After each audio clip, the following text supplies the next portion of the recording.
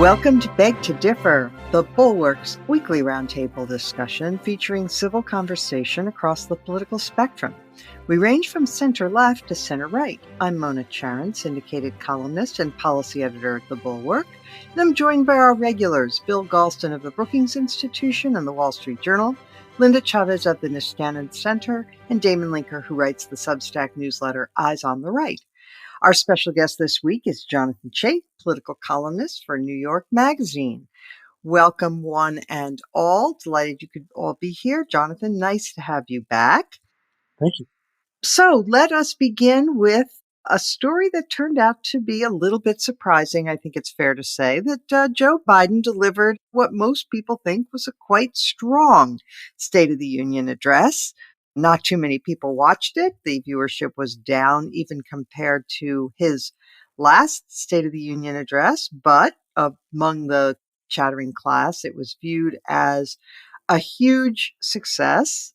So the first thing to address, I guess, is did he succeed in beginning to push back against the narrative that is out there? There was a poll, for example, showing that 62% of respondents felt that he had accomplished not very much or little or nothing while in the Oval Office. And clearly this speech was at least in part designed to rebut that idea. So, Jonathan, what do you think?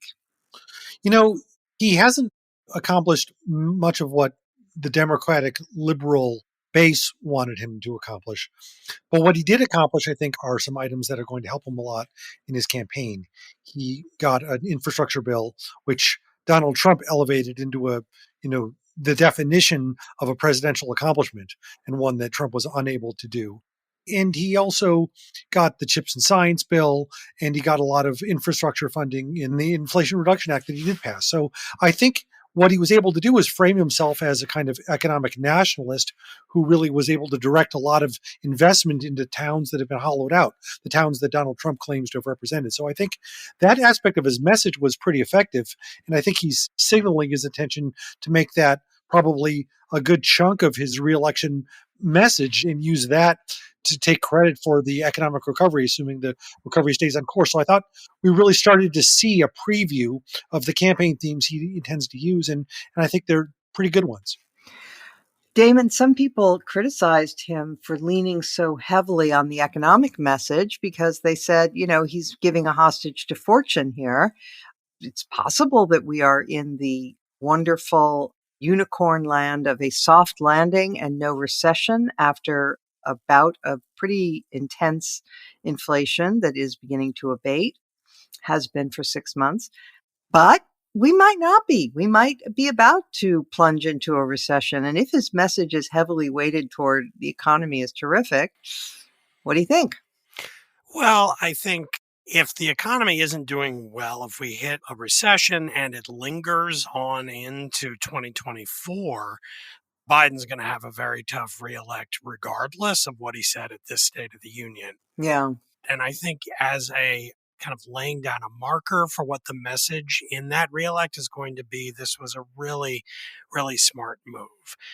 Republicans do best when they can get traction on culture war issues. And the fact is they have taken that insight, which I think is largely true, and they have leaned into it so heavily, as you could hear from the Sarah Sanders rebuttal message. But you really get the sense the Republicans are painting a view of the country where we're divided into kind of armed camps, and conservatives are kind of at gunpoint at progressives, trying to make them bow down before the kind of tyrant state of the woke regime. And instead of that, Biden is saying, in effect, you know what? Whatever you think about some of those issues, they're kind of niche issues, they're boutique issues. Even if you think they matter, lots of other things matter too. And on those things, what we, the Democrats, are saying and doing are on the right side. And actually, as soon as we say that, the Republicans are going to have to try to hit us back on it. And the fact is that on those economic issues, they're not where the voters are. They want tax cuts. They want to cut entitlements. And so as soon as Biden can establish that the actual debate is going to be about economics, Democrats are on much firmer ground. So again, if the economy tanks, then of course that doesn't hold. But aside from that eventuality, the general kind of either or question of what Democrats should be talking about, it's clearly an economic message, one that's focused on people's struggles, the efforts of the Democrats over lots of Republican opposition to pass legislation that's going to make people's lives a little better and certainly not hack away at the programs that people rely on to pay the bills and get through the day. So as a minor member of the chattering classes, as you put it at the top of the show, I thought Biden did a remarkably strong job in this speech, and I think is headed in the right direction. And fingers crossed that the economy holds up. Bill, one problem with the economic, accomplishments message, and certainly there's lots to brag about. I mean, the unemployment rate was 3.4% last month, which is its lowest level since May of 1969, which is even before I was a grown-up. So that's pretty impressive. On the other hand, he only slightingly mentioned inflation. And look, it just seems to me that the reason people give him such low marks on the economy, which they do, is that the inflation has been eating away at their paychecks. And so real wages have not kept pace. People do not feel wealthier. They feel poorer. And you mentioned it and said, oh, it's coming down. But the failure to address that directly, I don't know, maybe there's nothing he can say. But what did you make of that? Well, the overall theory of the speech was talk about things that are arguably going well and don't talk about things that are arguably going wrong. And if it were the case that the president can completely control the public's agenda of concerns, that would be a very effective strategy. I don't think that's true.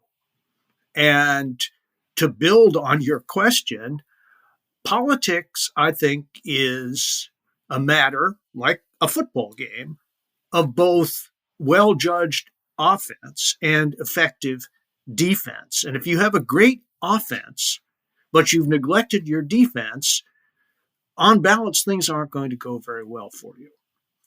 And so I think that the speech leaned much too far in the direction of offense to the neglect of defense. I'll give you another example. As I pointed out in a piece that I did for Brookings a couple of days ago, over the past 2 years, public concern about the budget deficit has shot up by 15 percentage points. By the way, that's a broad-based increase. It's up 17 for Republicans, but also 15 for Democrats and about the same for independents. And the president really didn't take on that issue at all. And we've gone through an extended period where that issue didn't matter. I think we're back in a zone where it does matter. So I agree with Damon that the speech has a clear strategy and that the president was effective in executing that strategy. Whether it's a good strategy is a different question altogether, and I must say I have my doubts. Linda, one moment during the speech that everybody thought was, very, very strong for Biden and kind of funny and great was that he tangled with the Republican hecklers and they got into it about Social Security and Medicare. Look, it's perfectly fine to point out the hypocrisy of Republicans who talk about cutting government programs until they're in charge and then they just increase them, which is a fact. But at the same time, I'm not cheering that both parties are cheerfully agreeing and shaking hands on never confronting our problem of out of control entitlement spending. I mean, that's what we saw. We saw both parties saying, yep, we can see a huge crisis coming in a very few years. Some people say it's going to be, less than 10 years. less than 5, according to some estimates, before the Social Security Trust Fund is out of money and you have to use Treasury funds. But in any event, the cheering about that, both from the commentators and the politicians, strikes me as not a good thing for our country. Well, it was wonderful political theater. You have to give him that. I mean, it's been a long time since I sat up and actually listened to a State of the Union address. I find them generally boring. I noticed Fox News was touting that this was the second lowest watched State of the Union in recorded history, I guess. And the last one that was lower than this was Bill Clinton in 1993. And I thought, well, if that's the case, it maybe, bode well for Joe Biden. But look, you're right on the substance. There is no question that if Americans are indeed worried about us having to pay for our debts and being able to keep solvent both the Medicare and Social Security program, that requires changes. And those changes are either going to happen or we're going to be in a crisis. One of my substantive criticisms of Biden's message was when talking about the economy, and this relates to Social Security, was that he didn't talk about immigration in the context of the economy.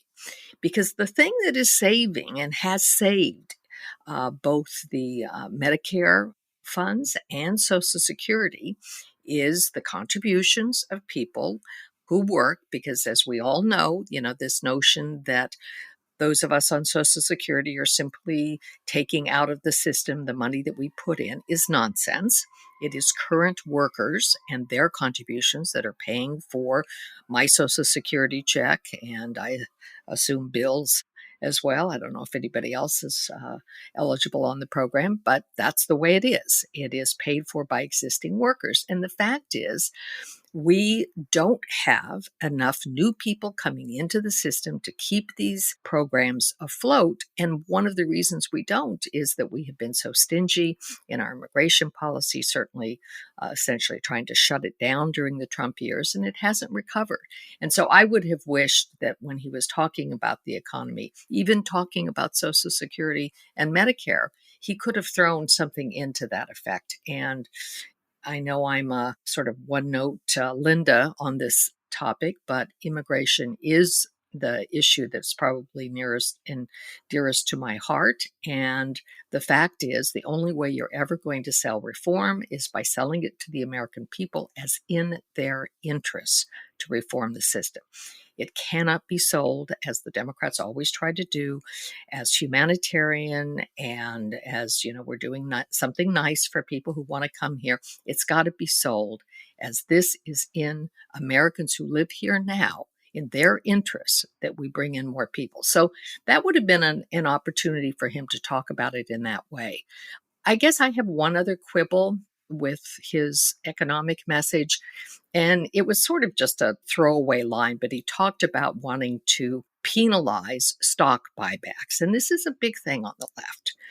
And I just want to say that that is the most insane, stupid thing imaginable, that you would tell companies that they not be able to buy back their own stock and thereby make sure that the value of stock is not diluted for current stockholders is just wrong-headed. And the idea that you're going to tax it and that somehow, it is as if Democrats have not the single most simplistic understanding of American capitalism and what it is that companies exist for, which is to make profits and to return to those investors some profit on the money that they've invested. And one of the ways that you do that, when you have to issue additional stock, which you normally have to do because you're issuing it to workers, to employees of the company in the form of bonuses and other things, is that when it becomes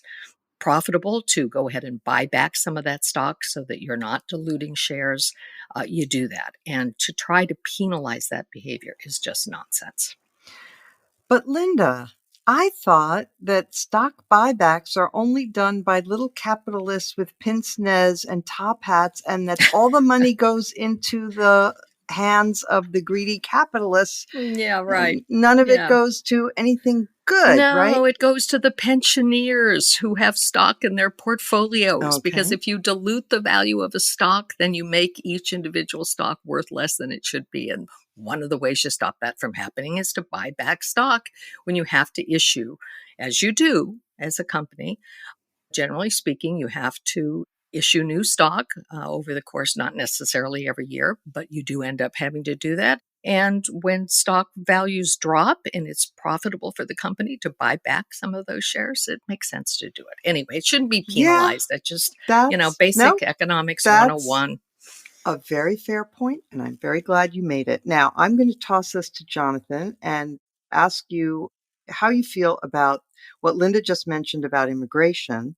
And also, I'm going to throw in something else. My particular bête noire about all this is that there are two areas where Biden has really pretty much stayed within the lane that Donald Trump tread, namely on immigration and on trade protectionism.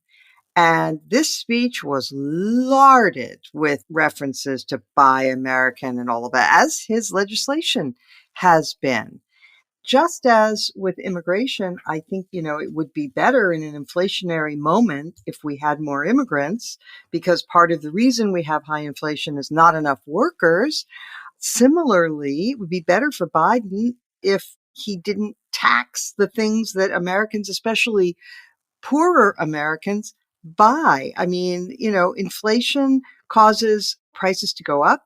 Taxes on imports are yet another way to raise prices for ordinary Americans. This is not a tax on the rich. It's mostly a tax on everybody, but the rich can afford it. What do you make of those two arguments? Right. They haven't really rolled back the Trump tariffs. No. And I also agree that the Buy America provisions unnecessarily raise the cost of projects. And we really have a crisis in this country where construction has gotten prohibitively difficult and expensive for everything. And we should be prioritizing making that easier, especially because the green energy agenda requires building so many things of all kinds. Right. You want them to be made easier. Where I have changed my mind over time and have come to see Biden's point of view is on some of the domestic onshoring agenda that he managed to get done. And he was boasting about it in his speech, the idea of we're going to consciously shape our policies that we're building batteries, semiconductors, cars, manufacturing in general here in the United States, that there's economic, foreign policy, and social value in having all those things rather than just trying to maximize GDP as you might do by going in a pure free trade direction. I think he's really kind of tried to take that aspect of Trump's promise and actualize it. And I think there's some real optimism that it's working. That lots of companies are announcing new investments and opening up new factories in some of these towns that are hollowed out. And simply the old expectation that people would just go to school and learn new skills or move out of their towns and go somewhere else isn't realistic.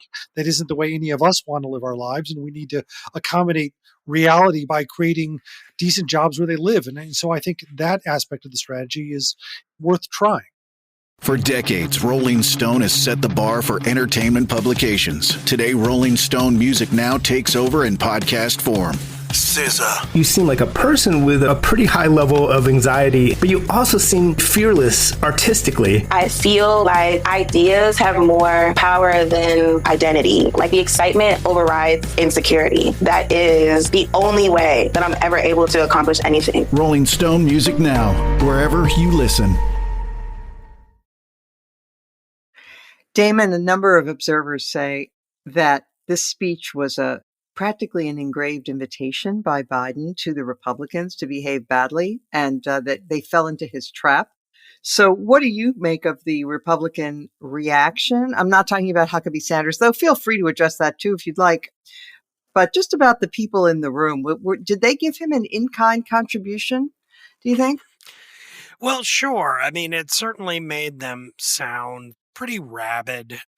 I'm not someone who really gets up in arms about, the decline of our norms about these things.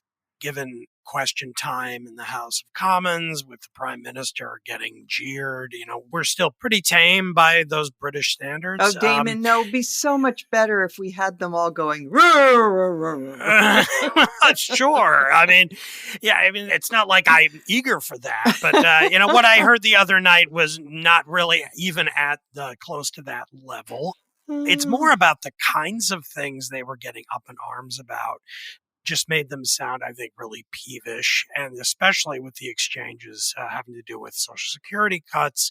There's just too much paper trail evidence of prominent Republicans, including the governor of Florida, on the record supporting cuts to entitlements that are very popular with voters. Now, we can have, obviously, beg to differ disputes on the podcast about, whether there should be some trims to Social Security and Medicare or Medicaid and how they're funded and raising the age of retirement and things. And those are the usual kinds of pragmatic policy debates about how to pay for all of this. But on the simple question of which of the parties are committed to keeping these programs that people rely on versus a party that seems to really, deep down in its heart, if they could, have three wishes and choose one of them would be kind of just get rid of the welfare state. Again, that maybe that's a little extreme, but there are people on the record in the Republican Party who definitely want to push very much in that direction and seem to be stopped from going further simply by the limitations of the politics on it. And Biden wanted to get them stuck in that trap. And I think he sprung it on them pretty effectively. And especially given that another narrative that was at play and being tested that night was the thing that the Republicans have been saying over and over again, that Biden is a senile, doddering old man who can't string two sentences together, let alone actually run the government. And he's not actually in charge. He can't possibly run again. He's a loser. He's not going to win. And not only did he do a decent job of delivering the speech, but he, in real time, responded to these provocations, I think, pretty effectively. And that, I think, really did a lot of good for him and the Democrats, both at the level of morale, but then also in kind of resetting the narrative in the news media. They're like, well, wait a minute, actually, he sounds pretty with it. He can parry with this in real time without the dreaded teleprompter keeping him on track. So again, I'm going to oddly get through, it sounds like this episode of Beg to Differ, being a real Biden cheerleader. But I was encouraged by what I saw. I guess I won't jump in because I've been going on too long about the Sarah Huckabee Sanders response, other than to say, a version of what I said earlier. I really think it was stunning how extreme her rhetoric was, how much it sounded like if Biden was kind of starting the 2024 campaign for reelect, the Republican answer to that appears to be, we're going to say that the country is a kind of dystopian horror show where tyranny is being imposed under a boot heel right now, right before our eyes.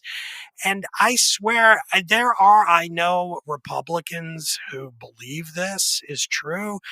Anyone who isn't a super partisan Republican listening to that, I think was like, what are you talking about? I really think most Americans probably were kind of baffled by what she was saying. Again, not that we're living in some kind of utopia here, but there are problems. I'm a critic of woke trends and so forth, and I wish Biden actually had a more full-throated criticism of some of this. But that is not the core experience, I think, of most Americans in 2023. And I really doubt that it's going to be a message that's going to gain the kind of traction they seem to be presuming it will on the right. Bill, that does bring up a very interesting contrast between the approach of the two parties. Well, certainly between Huckabee Sanders and Biden, and even to a degree with the congressional Republicans as well. Namely, Biden's speech, for all that I have my problems with his economic policies and whatever, but his speech was intended to reach out beyond his base. He was clearly making a play for independence, for the white working class voter who feels neglected and forgotten, etc. That was a very obvious play. And Huckabee Sanders was gearing her pitch completely to Republican primary voters. Do you think that was because of their differing political agendas? Like, she may want to be somebody's vice president, or does it say something about the nature of the two parties at this moment? Oh boy, what a big question, Mona. where to start? Well, I'll start with the passage of the Sarah Huckabee Sanders speech that struck me the most. And that was the paragraph where she took JFK's riff about the rise of a new generation and translated it into Republican terms. And I think that there is a clear sense among Republicans that the terms of the debate have changed and that cultural issues are much more central in the minds of the American people and therefore much more central to a politically effective strategy than they would have been a generation ago and certainly 2 generations ago. And leading Republican candidates for president, headed by Ron DeSantis, have basically bet the farm on that theory of the case. And I will say, based on what happened in the Florida gubernatorial case, that at the very least, Mr. DeSantis and people who reason as he does have not been punished. I would also say that if memory serves, a man who was elected to the presidency 7 years ago chose the theme of American carnage for his first and, God willing, only inaugural address. The fact that the likes of us think a depiction of the country is over the top is no guarantee that a majority of the country is going to agree with us. I have no idea, and certainly after 2016, I have no idea whether the Biden Democratic theory of the case, namely it's the economy stupid, or the new generation Republican theory of the case, namely it's the culture stupid, is going to prevail in the particular circumstances of 2024. But I guess I may differ slightly from others who think that the cultural bet is obviously mistaken and doomed to failure. I'm not sure that that's true at all, for the simple reason that it's not clear to me analytically whether culture or economics has been the bigger contributor to the flight of the white working class from the Democratic Party, which began, let us remember, in 1968. It has been decades since Democrats have had a reliable majority among white working class voters. This is not something that Donald Trump's political genius brought about. And much of that drift away from the Democratic Party, I believe, started with white working class ire over what they saw as a lack of patriotism and cultural extremism among Democrats. And maybe we can cure the problem. By we, I mean Democrats, without addressing that question. That's Biden's theory of the case. But there's another theory of the case that has a lot of political science behind it. Yeah, that's really, really interesting. Okay, Linda, one of the things that I liked the most in Biden's speech and that I think showed him off where he is best is where he showcased the parents of Tyree Nichols. He spoke with great compassion about what they've been through. And then he broadened it out and talked about how most police are honorable, good people, and so on and so forth. And threading that needle and doing it with skill and sincerity, I thought was a fine moment for him and the sort of thing that we certainly would not have seen from his predecessor or perhaps even from some of his would-be successors. So I liked that. I'm wondering if you did, and if there's something else that you found particularly praiseworthy or worthy of criticism that you want to just mention. Well, I find myself in agreement with much of what Bill Galston just said in terms of the culture issues not being irrelevant. Put aside, Huckabee Sanders. That her response I thought was dreadful. I didn't think it was very effective. She used terms like CRT, which probably listeners of this broadcast know what it means, but the average American probably doesn't. And so it didn't resonate at all. But cultural issues are important. And the needle that was threaded, as you described his dealing with that horrible beating and the parents who were there to be honored as guests of the First Lady, was exactly right and was attuned to anxiety about cultural issues. I mean, I think what we saw with the various writing that took place during the pandemic was that many on the left decided that the police were the enemy. And all of the defund the police stuff backfired. It hurt Democrats. And I think that President Biden wants to make sure that that doesn't happen to him. And that it is quite possible to say that what we witnessed in that terrible beating was absolutely unforgivable, cannot happen in America, and we must figure out ways to prevent that kind of thing from happening. At the same time as we don't suggest that every policeman is, in fact, going to be engaged in that kind of behavior. And if there's one thing that I think all of us on this podcast understand, is that the communities that are most in need of good policing are low-income communities where more crime is committed. And so simply being anti-police doesn't solve anything. And so I thought he did that very, very deftly. I thought it was handled exceedingly well. I guess the only other point I would make, and we've sort of made passing reference to it, is that he was really at his best when he was sparring with the Marjorie Taylor Greenes and others in the audience who were yelling out liar and it's your fault in terms of the fentanyl crisis in America. And that, for those who are concerned about his age, whether he's got all his marbles, whether he's functioning, working on all cylinders, I think he certainly showed there that he was, and that he could not fall into a trap, that had he ignored what was going on, he would have looked weak. If he had been more combative than he was, if he tried to engage in tit for tat, it would have come off badly. But he was able to handle it with a somewhat light touch that diminished the people who were doing the heckling. So, in terms of the speech, I think the takeaway was really not so much about the substance on any of the elements. It was really about the overall effect of this president, who is old and who is not always as sharp as some of us would like him to be, seemed very, very sharp during that speech. And it was not a short performance. It went on for well over an hour. And 3 hours, as I recall. Yeah, it seemed to go on forever. But, as I say, I'm not a big fan of States of the Union, including from, people I agree with more than I agree with President Biden.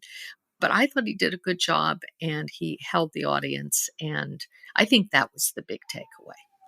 Okay, well, that's going to be the last word on that subject. Thank you for that. And let's turn now to the question of somebody who is not old, but does have a very bad press, and that's Kamala Harris.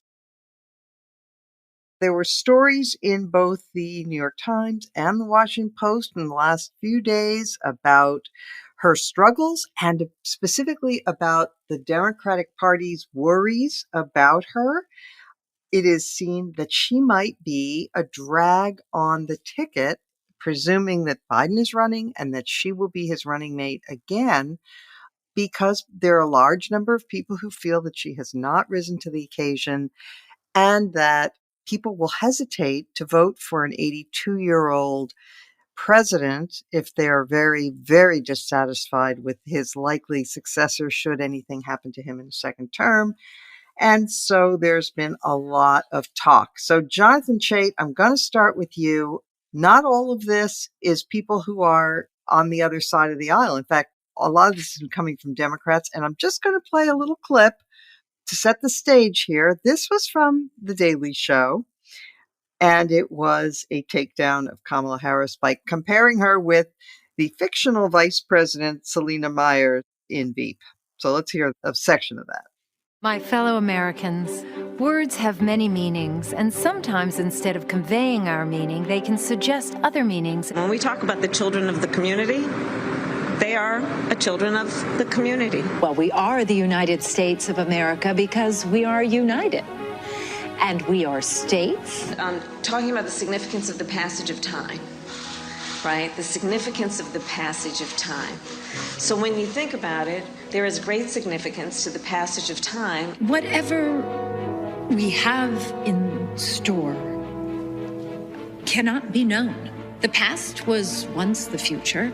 The future is, I should say, unknown. We got to take this stuff seriously as you are, because you have been forced to have to take it seriously. Obesity is a serious disease, and it needs to be taken seriously. You need to get to go and need to be able to get where you need to go to do the work and get home. I hope that clarifies the issue, and this can be the last word on those words.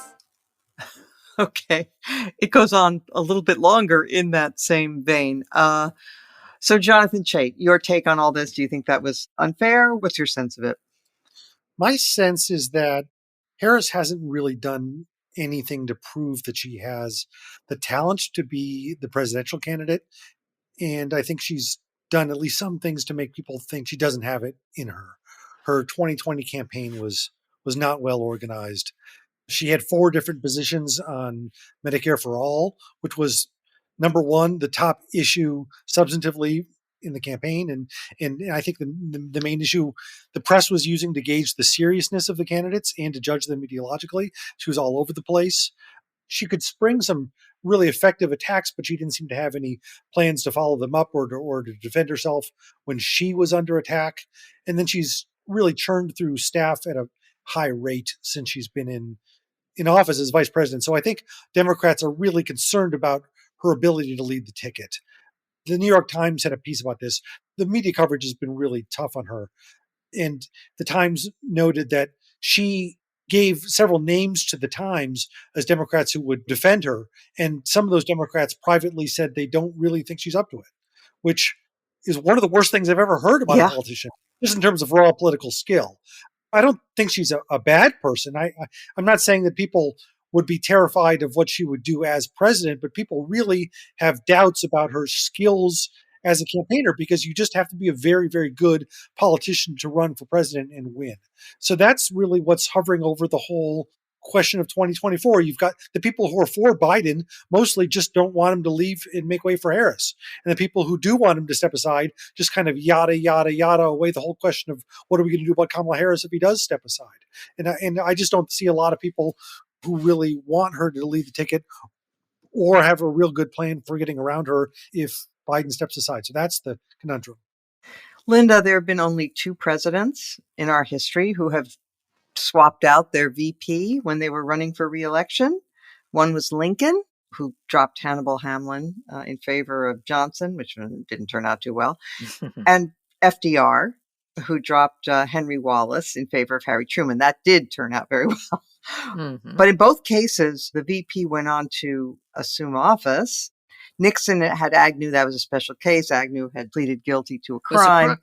Yeah. So those are the only examples. I mean, a lot of people think, gee, it would really be better for everybody concerned, except maybe for Kamala Harris, if Biden were to swap her out with somebody else, Gina Raimondo, Cory Booker, who knows? But it really hasn't happened much, certainly in recent history. It hasn't. And by the way, I don't think it can be something that Biden leads. It would have to be something that Kamala Harris herself decided. And, I haven't seen any indication that she has that sort of self-awareness and is willing to take one for the party. But frankly, it would be a good thing. I think the difficulty will be that the Democratic Party is very heavily dependent on the Black vote. And if there were not a replacement, you mentioned Raimondo, who is obviously a woman, but she's white, I think Biden made this promise that he was going to pick a Black woman. I didn't like the fact that he limited his choices in that way.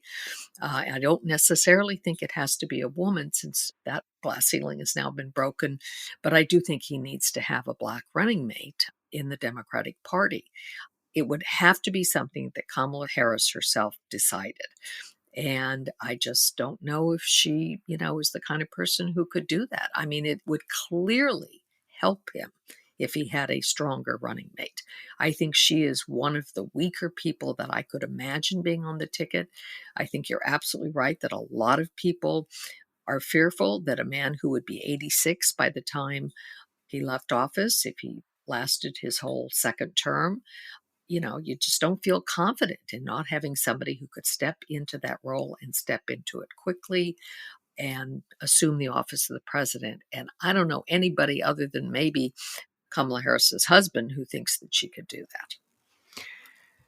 Damon, people, myself included, you read stories about churning through staff and you think, oh, well, some people are more difficult to work with than others. But first of all, I've heard these stories not just from reading them in the press, but from, actual personal experience of, one step removed from people who say the exact same thing, which is that she is very bad about doing her homework. So she demands that staffers stay up all night and get her big briefing book. And then, she goes to the event without having read the stuff.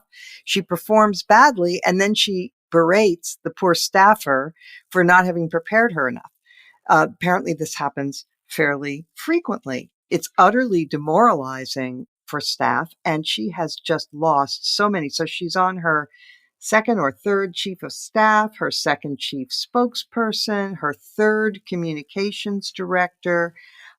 I looked up a story from December of 2021, so more than a year ago. This story was from the Washington Post, and they said, the vice president entered the White House with few longtime staffers. Among the senior staff in her vice presidential office, only 2 had worked for her before last year, and they named those people. And guess what? Within a few months of that story coming out, both of those staffers were gone as well. So that's pretty intense. What's your reaction? I'm a little hesitant to rely too much on those kind of disgruntled staff member stories, because you never know what the full story is behind the scenes. And the principal is never going to give you an honest account of what happened, no matter what it was. But I do think that what it points to is a combination of probably 2 things. One, as you said, she's pretty difficult to work for. But then again, if you've ever worked in an executive position, working for the principal, the person who owns the pronoun in the room, and I don't mean, in the trans sense, I mean in the sense of when everyone who works there says he or she, you know who they mean. It's the person. We're all here working 18 to 20-hour days to make look good. We're kind of creating their whole entourage to go through the world and get things done. It's a grueling kind of job, and those jobs are very, very difficult. In part because, in addition to the job itself being hard, the people who end up in those forward-facing, public-facing jobs are very ambitious. They're difficult people who've clawed their way to the top, and they're not fun to work for. And this comes in part from my experience working for Rudy Giuliani. Also, Tina Brown in the journalism world is one of these people, and I revere her. But, it's hard. You leave at the end of the day and you're like, oh, all right, I'll be back here in 3 hours and I'm exhausted and so forth. So there's that. But the bigger problem, it's not just that she's difficult to work for, but that people are quitting so rapidly tends to point to the fact that they don't think she has much of a future. If they really believed this person was going to be president anytime soon, or could be an effective, positive, good president, if Biden were to die at any time and she stepped into it, they would probably be more inclined to just suck it up, stick it out, endure the rigors and bad attitude and abuse, because they would be figuring, well, I'm a Democrat. I care about these things. I want to be the person who's working next to the president of the United States, no matter how difficult she is. But the fact that people are leaving either means working for her is off the charts awful, or I think more likely it's bad, probably not that far off the spectrum of normal, but combined with the feeling of this person isn't going to do this, or if they do become president, it's going to be a disaster, and why would I want to be associated with it? As Jonathan pointed out, that bit from the New York Times piece this week, just brutal. That is without precedent in my experience. It's one thing off the record to dish on the person, but to be a close confidant who she sent you to either shows atrocious judgment on her part, or it shows she has no defenders anywhere. That even the people who are her ostensible defenders deep down think she's really bad and is worthy of getting kicked, in the gutter. Because they must have known, if they work in the political world, the effect that a quote like that in the New York Times would have. So it's distressing. I really don't know how this ends, other than the best case scenario is Joe Biden runs, he wins, and he lives a long time. And we somehow get to, January 2029 and just breathe a sigh of relief. And then his mother lived to be 92. So there you go. Although, women do tend to outlive men. So yes. I don't know. We'll see what's possible. His dad lived to be 86. So there you go. But who's counting? We'll at least make it to the last year. Maybe. All right. So, Bill, let's imagine the arguments on her side. Okay. People will say, first of all, that a woman and especially a woman of color is always going to be held to a higher standard than other people. People will say that President Biden has not helped her because he has given her kind of intractable issues to be responsible for, like the border, illegal immigration, or voting rights. People will say all sorts of things, I've noticed. So let's talk about reality and not what people say. Reality number one is that unless, as Linda recommended, she does the right thing, Joe Biden is stuck with her. He made his bed, and he's going to have to lie in it for either 2 years or 6 years. So his job is to minimize the damage. And that means starting immediately, consulting with her to figure out what her political comfort zone is. What are the issues where she feels comfortable being full-throated and feels comfortable enough with the substance of the issue to be able to spar with opponents, etc. I think that she turned out to be more effective after the Dobbs decision on that issue than she probably had been on any other single issue. So what are the issues? What are the audiences? Rather than assigning her tasks that she's not interested in and not very good at, and that's not about to change anytime soon, make her, through scheduling, through issue selection, the best of all possible Kamala Harrises. Because simply hanging back, letting nature take its course, allowing people who are pretty close in with the Democratic Party lob grenades at her over the fence is not good for anyone. It's not good for her, not good for him. But now let me put my political scientist's hat on for just a minute. It is very hard to find an election where the vice president was either a significant boost for or a significant drag on the presidential candidate. A lot of people in Bush 41's entourage were afraid that Dan Quayle would be a huge liability, particularly after his disastrous vice presidential debate with Lloyd Bentsen. And I can tell you, political scientists have worked hard to find that evidence, and they can't. And it is possible in a really, really close election that the identity of the vice president and the vice president's public profile can have a big effect. There's always a first time, as I've learned the hard way in recent years. And it is possible that with an unprecedentedly old president running for re-election and a vice presidential candidate whose reputation for gravitas and simple political skill is about as low as I've ever seen, that 2024 could be the year where the identity of the vice president really makes the decisive difference. But I'm skeptical. So his best play, since he cannot remove her, is to make her, to repeat myself, the best of all possible Kamala Harris's, and then take the consequences, whatever they are. Of course, there's always the fantasy that some Silicon Valley billionaire who really wants what's best for the Democratic Party and the country decides to create for her some irresistible lifelong sinecure where she'll make gobs of money being the international ambassador for climate or something. I don't know. And it would be something she couldn't resist. Crazy? Okay, never mind. Moving right along. Okay. All right. Well, thank you all for that. We now turn to our final segment, our beloved highlight or lowlight of the week. And I'm going to start with our guest, Jonathan Chait. Thank you. My highlight of the week was Marjorie Taylor Greene's State of the Union costume. She looked like a Russian emigre in a white fur coat, but her staff subsequently explained that she was trying to dress as the Chinese blimp to embarrass Biden. Now, I don't think she pulled off the costume very well, as evidence it had to be explained.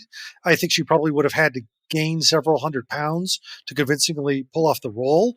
But the idea of treating the State of the Union address like Halloween, where people come in costume as their chosen political theme, I think is inspired, and I hope that it catches on in future years. What did you make of Kirsten Sinema's banana dress?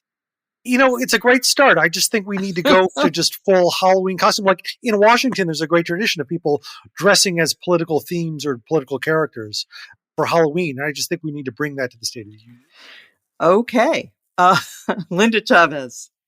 Gee, and I thought she just was dressed like she was going to a bachelorette party and was at a tequila bar. So I missed that whole balloon thing altogether.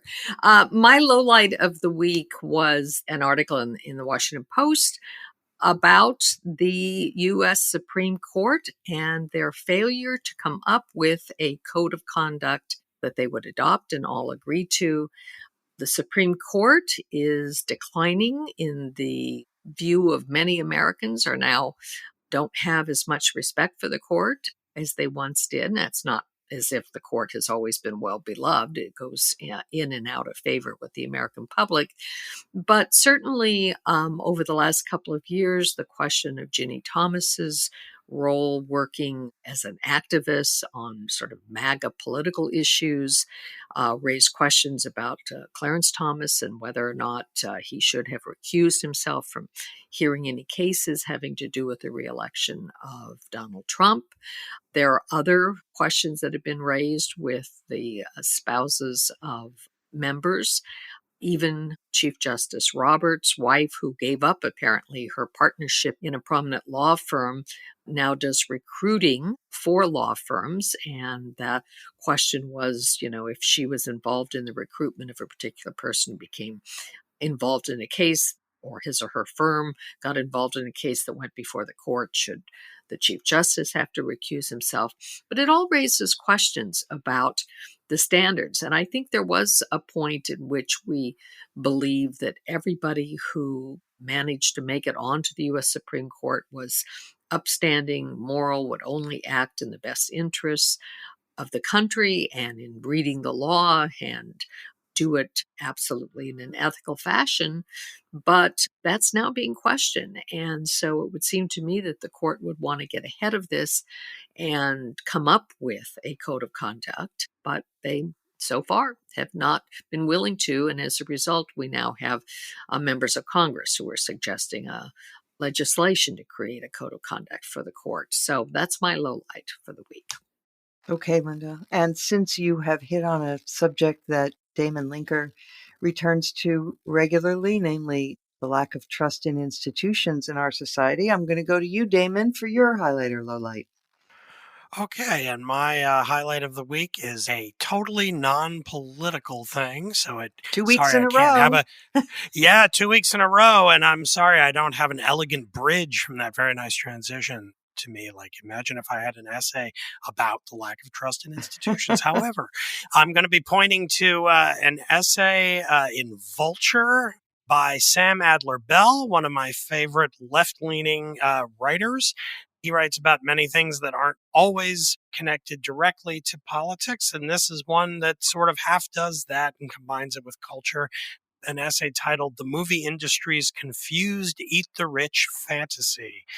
This is a very nice, very thoughtful essay about several recent films and TV shows. The main emphasis is on the films Glass Onion, The Menu, and Triangle of Sadness, but it also takes in part bits of HBO's White Lotus and Succession, two very popular TV shows, and then other recent films. It's about the fact that there do seem to be a lot of cultural artifacts these days that express resentment and anger toward the super rich and how that plays out in our culture and in our politics. And this essay kind of synthesizes them, brings them all together, and says some very interesting and thoughtful things about the trend. So it's an essay I recommend to everyone listening. Thanks. I'll look forward to that. Okay, Bill Galston. Well, for me, this one is a no-brainer. And unlike Damon's, it's entirely political. Mitt Romney, I think, is a genuinely moral man and is turning into something of the conscience of the Senate and even the conscience of Congress. And when he saw George Santos edging his way towards the aisle as President Biden walked down it, he had the guts to say to Santos, "You don't belong here." I cannot imagine a pithier or a truer way of characterizing Mr. Santos. And Romney said it. And in the Jewish tradition, the ability to deliver a rebuke when it's deserved is highly prized.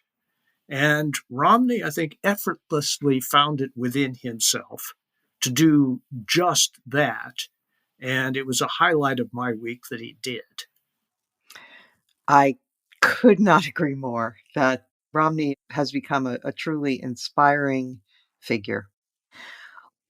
I would like to mention a piece by friend of this podcast, Tom Nichols, who wrote a piece for The Atlantic called "Czech Voters Deal a Blow to Populism," where he celebrates the fact that the Czech people have just elected a president by a really thumping majority who is opposed to the populist nationalism of his opponent. And Nichols says, look, this is a great victory for NATO, for Ukraine, for democracy, for decency, for many things. And he acknowledges that, of course, this struggle is not over. I mean, we still have a populist right-wing government in Poland and Viktor Orban in Hungary.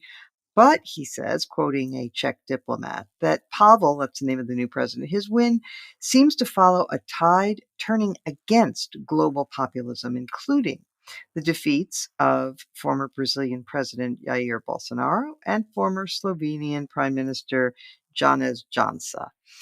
And he says, and we could add the American 2022 midterm elections to that list. So maybe too soon to pop the champagne, but definitely an encouraging movement to be celebrated in the Czech Republic. And again, that is by Tom Nichols in The Atlantic.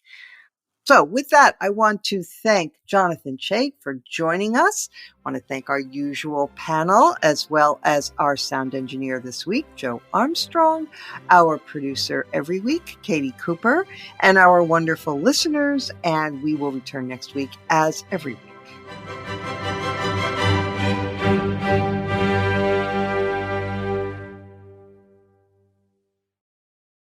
Former Navy SEAL Sean Ryan shares real stories from real people from all walks of life on The Sean Ryan Show. This one's about my friend, call sign Ninja. So there was all these things that I wanted to do in the Army. I was like, this is it. In the Army, you do roads and airfields. And they said, well, we'll take the test and see where you fall. I was like, yeah, but if I could do that and all this stuff too, drive tanks, jump out of planes. Do you guys have a sampler platter? Right. The Sean Ryan Show on YouTube or wherever you listen.